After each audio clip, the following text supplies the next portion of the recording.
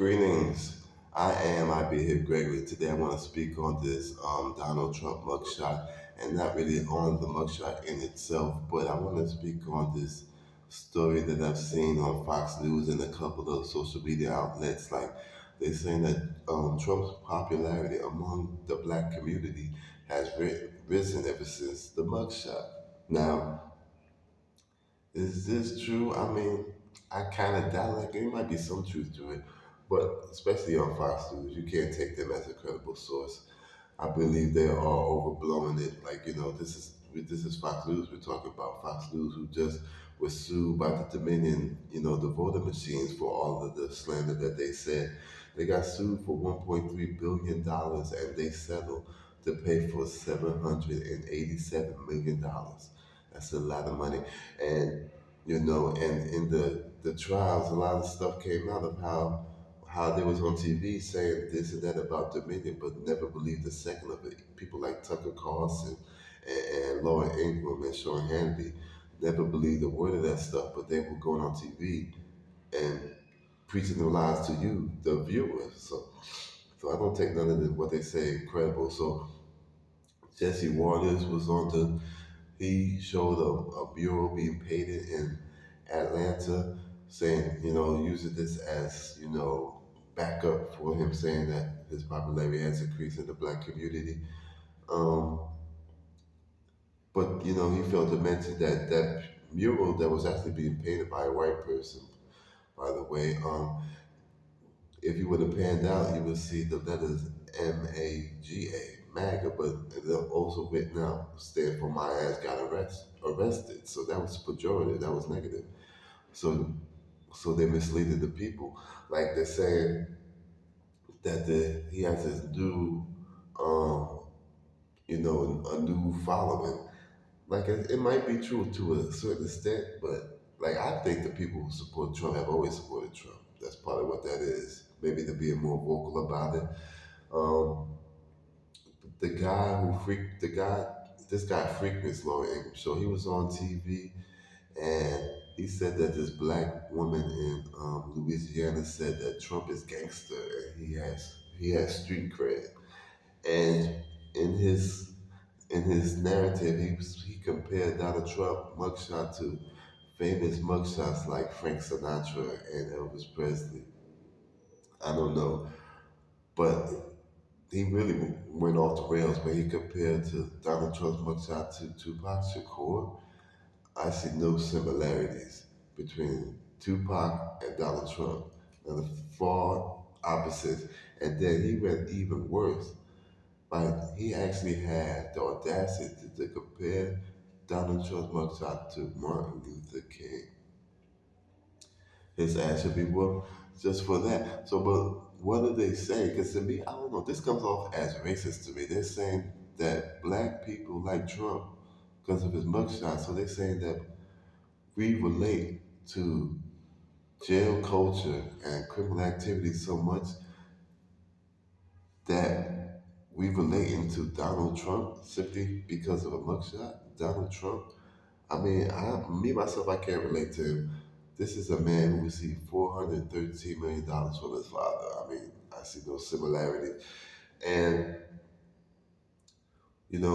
I can't help. I don't feel no sympathy. I don't feel no love for this man myself.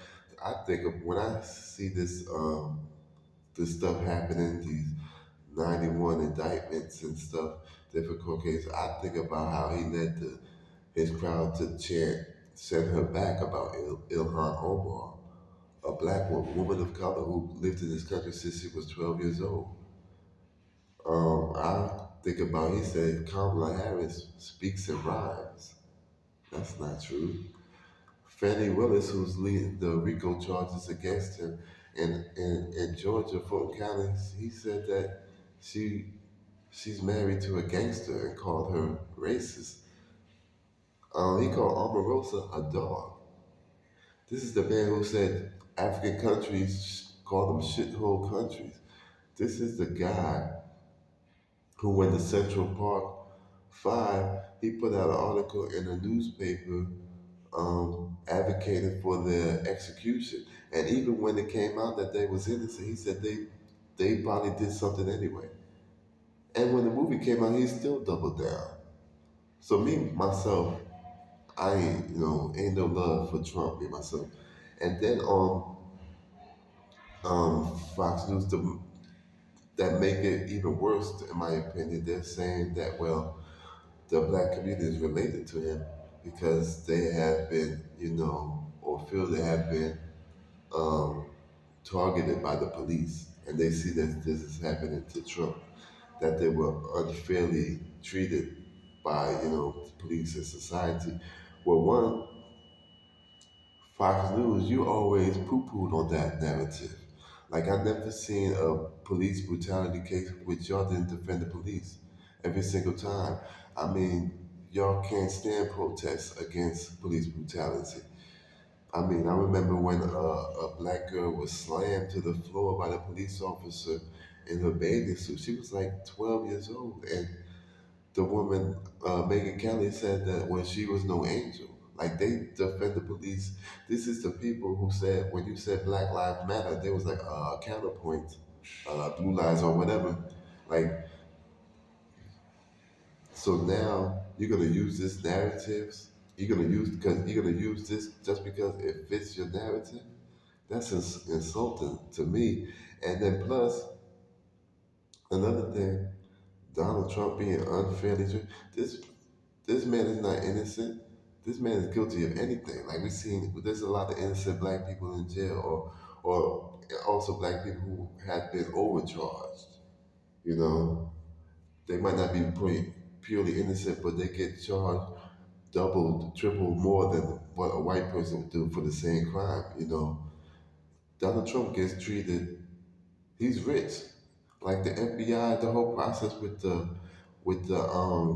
documents, that was a over a year process. The FBI was asking for him to give them back, and he wouldn't give them back.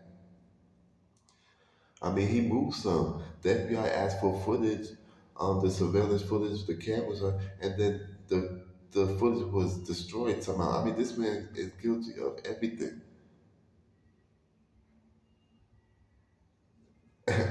I don't see no similarities. Um, yeah, I mean, this Donald Trump said recently that he's gonna bring, if he gets elected president, he's gonna bring back the stop and frisk laws, which was very harmful to the black community. Even the Republicans at that time, said, not at that time, but later on, they said, you know what, that probably was a mistake. Yeah, that was kind of racist. And this man said he's gonna bring them back. And even more, maybe even more frightening is that everybody in that crowd, because he said it at a rally, started clapping. I mean, I don't see it myself. I mean, if you don't give a damn, we don't give a fuck. So, and I see these charges being leveled. Like to go back to how guilty this man is. The fake he got fake electors. He tried to overturn the election and had fake electors set up. He wanted Mike Pence to not certify the election, to send it back to the states where we have fake electors, and so they can steal the election. That's what the thing in Fulton County is. 19 people been indicted. I think it was 19. Two of them was black, by the way. Harrison Ford, not the Harrison Ford, but a black man who was the head of Black Voices for Trump. He's been indicted. By the way, he couldn't even afford a legal attorney representation, so he's not even getting paid off of not enough to be doing what he's doing. Travion Cuddy, she's been indicted. Her name is in the indictment. She's a black woman, former publicist of R. Kelly, publicist for Kanye West, big Trump supporter. They got her on tape, trying to pressure Ruby Freeman, an election worker, to admit to doing election fraud, which there's no evidence, and they got her on tape. I mean, she's in trouble. You know, I don't know if Trump going for jail. I mean, this is a lot of count for somebody not to go to jail. I mean, I'm thinking maybe it's more of a possibility, but I don't know if he's going to jail. But people's going to jail, and the black people probably going to jail first. Other people go to jail first. Like Michael Cohen already, Trump lawyer, already went to jail. John Eastman, Trump's lawyer or former lawyer, attorney, when doing the going over the election, stealing the election thing, he said we're gonna need lawyers and we're gonna need pardons. They know what they're doing is criminal. There are documents by the Trump's team, like one of the documents is called fraudulent electors. This man is guilty of everything. I mean, to me, this whole story is aggravating, frustrating, and irritating. But besides that, I'm good. Peace.